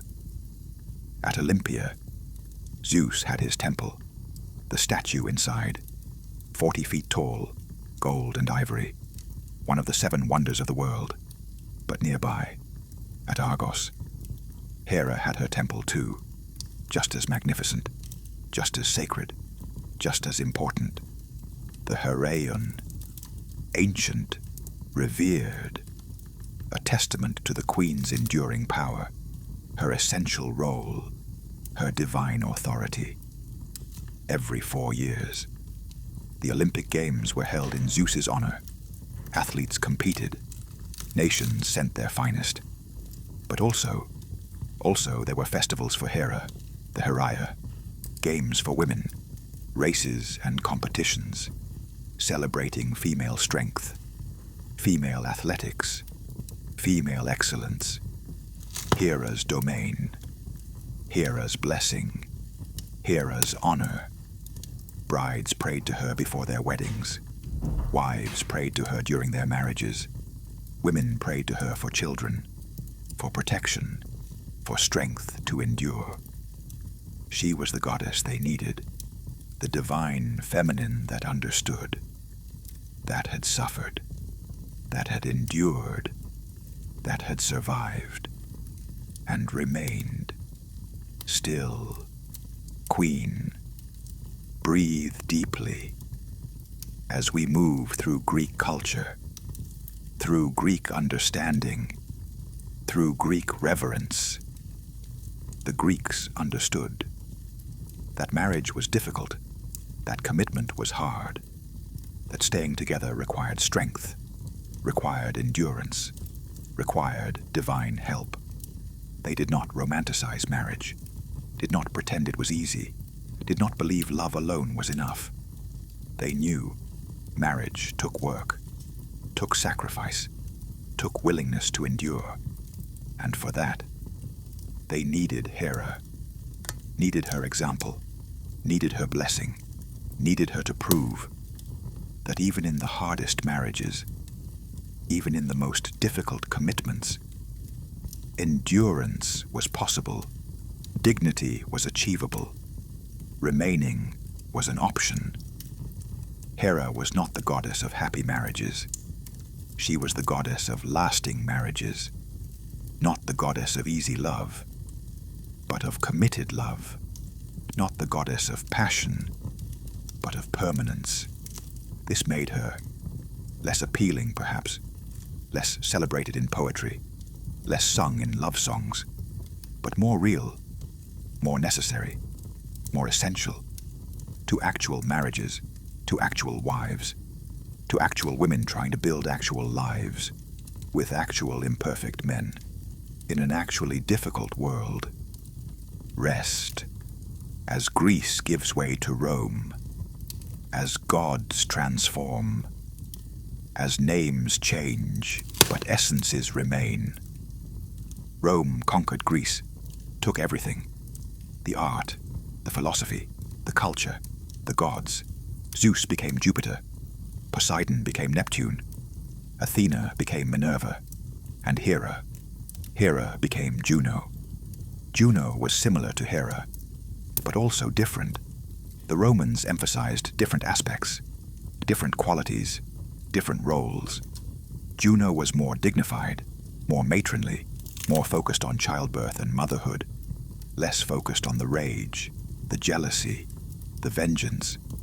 The Romans wanted a queen, a mother, a protector, less interested in the personal drama, the marital conflict, the complicated relationship between king and queen. But the essence remained. Juno protected marriage, blessed wives, championed commitment. She presided over childbirth, especially the birth of legitimate children, born within marriage, born of lawful unions. Her festival, the Matronalia, celebrated married women, honored wives, recognized the difficulty, the importance, the sacred nature of their role. Roman matrons prayed to Juno, sought her blessing, modeled themselves on her dignity, her endurance, her refusal to be broken by difficulty. She represented the ideal Roman wife, strong, dignified, honorable, committed, not passionate, not emotional, not weak, but powerful in her own way, sovereign in her own sphere, essential to the functioning of Rome itself. Let the centuries flow faster now. As Rome rises, as Rome falls, as Christianity comes. Rome fell. Eventually, the empire crumbled. Barbarians swept across Europe. The old order collapsed. Christianity spread, became dominant, became the only acceptable religion. And the old gods, Zeus and Hera, Jupiter and Juno, all the Olympians, were declared demons, false idols, pagan superstitions, to be abandoned, forgotten, destroyed. Their temples were closed, converted to churches, or left to crumble. Their statues were broken, melted down, used for building material. Their worship was forbidden, on pain of death, for 1,000 years. The Dark Ages, the Middle Ages. The gods were forgotten, or remembered only as myths, as cautionary tales, as examples of pagan error. But stories survive. Stories persist, even when belief dies, even when worship ends, even when gods fade. The stories remain, passed down, preserved, changed but recognizable. The gods lived in literature, in art, in the collective memory, waiting for rediscovery, for renaissance, for rebirth. Breathe as we move through the darkness toward the light of rediscovery. The Renaissance came. Rebirth, rediscovery. Classical learning returned. Scholars read the old texts, studied Homer and Virgil, Ovid and Hesiod, and the gods came back, not as beings to worship, but as symbols, archetypes, art. Artists painted Hera, showed her beauty, her majesty, her pride. Renaissance painters loved classical mythology, used it to explore human themes, human emotions, human truths. Hera appeared in paintings, in sculptures, in tapestries. Beautiful, powerful, eternal. The queen, the wife, the sovereign, recognized, remembered, honored. Through art, writers invoked her. Shakespeare mentioned her. Milton, Goethe, poets across the ages, used her name, her image, her story, to represent marriage, to represent wives, to represent the dignity, the difficulty, the endurance required, for commitment, for lasting love, for permanent bonds. The Romantic poets especially loved the complexity, saw in Hera not a villain but a victim, Not a cruel goddess, but a suffering woman, trapped in an impossible situation, doing the best she could. With the limited power available, they sympathized, understood, recognized that her rage was pain, that her vengeance was helplessness, that her cruelty was desperation, that she was tragic, more than villainous, human in her divine suffering. Sink deeper as we approach the modern age, as we reach now, today, in the 21st century. Hera endures, transformed, reinterpreted, but recognizable. She appears in movies, in books, in television shows, sometimes as a villain, sometimes as a sympathetic character, sometimes as both. Because the truth is complex, because she is complex, because any honest portrayal must grapple with the contradiction, the paradox, the impossible situation she represents. Percy Jackson, by Rick Riordan, shows Hera as difficult, demanding, but also honorable, bound by her word, committed to her role. She is not the enemy, but neither is she easy. She is complicated, as queens are complicated, as wives are complicated, as anyone in impossible situations must be complicated. Scholarly interpretation has evolved. Modern feminists look at Hera and see a woman trapped by patriarchy, unable to punish her oppressor. So she punishes other women, other victims. It is unjust, but it is also understandable. She had no power over Zeus, so she exercised the power she had over those weaker than her. It is tragic, systemic. The way patriarchy makes women police other women, makes victims create victims, makes the oppressed become oppressors. Hera embodies this perfectly, terribly, honestly. Others see her as the goddess of commitment itself, not of easy commitment, not of commitment when it is pleasant, but of commitment when it is hard, when it costs, when it requires sacrifice.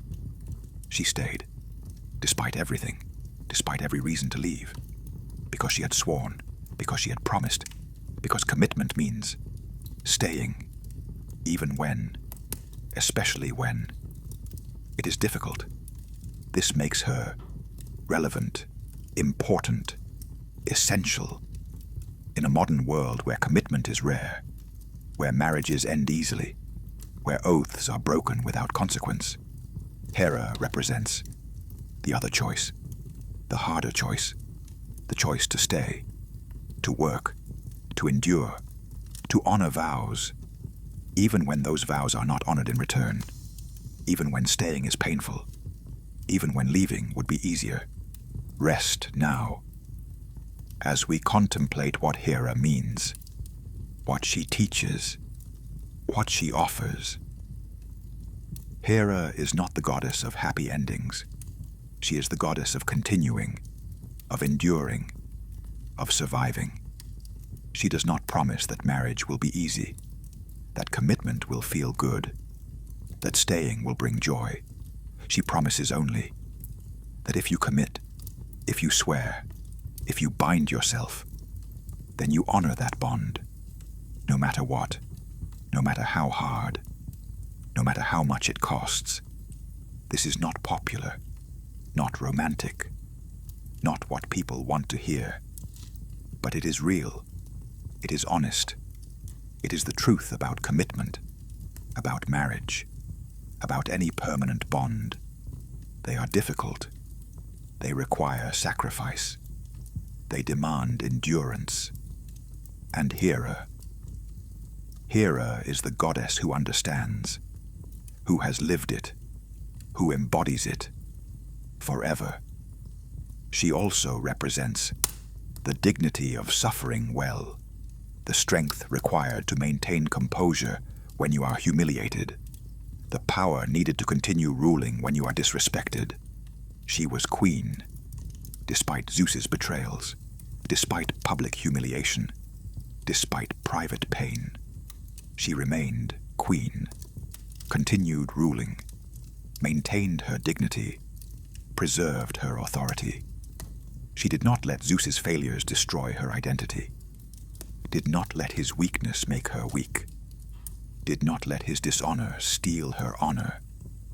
She was queen, and she remained queen, no matter what. This is powerful, important, essential, especially for anyone in difficult situations, in bad marriages, in hard commitments, in relationships where they give more than they receive. Hera shows that you can endure with dignity, can survive with strength, can remain who you are, even when others fail you, even when partners betray you, even when the situation is impossible. You can still be sovereign, still be powerful, still be yourself. Breathe deeply as all the ages converge, as all the meanings layer. As we approach the end, somewhere, if you choose to believe, on Mount Olympus, shrouded in clouds, there is a throne, golden, magnificent, covered in peacock feathers, and on that throne sits a goddess, tall, regal, beautiful, proud. Her eyes miss nothing, judge everything, demand respect. She wears a crown of stars, a gown of clouds, and in her hand, a scepter, symbol of sovereignty, of legitimate rule, of authority granted not by force, but by right. She is queen, has always been queen, will always be queen, forever, eternal, unchanging in her essential nature. Beside her, another throne, larger, more imposing, where Zeus sits, and they rule together, fight constantly, reconcile sometimes, remain bound always, their marriage eternal, difficult, permanent, real, in all its complexity, all its contradiction, all its impossible balance between love and resentment, between partnership and conflict, between commitment and betrayal. Or perhaps the thrones are empty, have always been empty, and Hera exists not on a mountain, but in the human heart, in every wife who endures, every partner who stays, every person who honors vows even when those vows are broken, every individual who chooses commitment over comfort, permanence over pleasure, duty over desire. She lives there, in those choices, in that strength, in that endurance. And she is real as any god has ever been, because she represents something true, something necessary, something eternal. Let your breathing slow to nothing, to barely perceptible whispers, to almost sleep.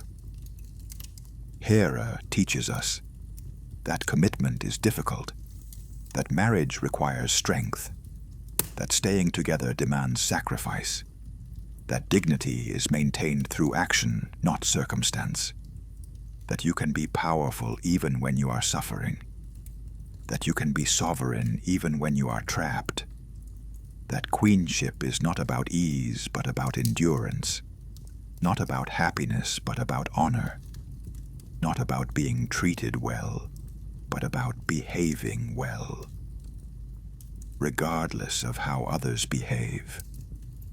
These are hard lessons, unpopular lessons, but they are true, they are real, they are the wisdom of the queen, the goddess who has suffered, who has endured, who has remained. Despite everything, despite every reason to leave, despite every justification for breaking her vows, she stayed. She remains. She is Hera, Queen Eternal, Wife Eternal, Sovereign Eternal. And in that, in her flawed, complicated, difficult example, there is strength, power, truth. Let the story end now. Let it fade into dreams, into sleep, into the peaceful darkness that awaits. You have heard the story of Hera, from birth to imprisonment, from liberation to marriage, from betrayal to rage, from suffering to endurance, from queen to symbol to eternal archetype. You know her now. Understand her. Recognize in her something true about commitment, about marriage, about the difficulty of staying, about the strength required to endure. Breathe one last time. Deep, slow, final. And let consciousness go. Let yourself sink into complete darkness, into total rest, into the deep sleep that has been waiting, patient, persistent, inevitable. Hera watches over you, the Queen of Heaven, protector of wives, guardian of marriage, champion of commitment. She knows suffering. She knows endurance. She knows what it means to stay, despite everything. And she blesses you, offers you strength, offers you the example of her dignity, her persistence, her eternal queenship. Sleep now, complete, total, perfect. The story is finished. The queen has spoken. The throne is secure. And you are released into rest, into dreams, into peace. The queen has ruled for eternity, will rule for eternity more, forever bound, forever betrayed, forever enduring, forever queen. This is her nature, her curse, her glory. And you need only sleep, only rest, only let go. The end and the beginning, forever, like marriage itself, like commitment, like the eternal bond that cannot be broken, only endured, only honored, only lived. Rest well, dream deep. The queen watches, the story endures, the truth remains. Sleep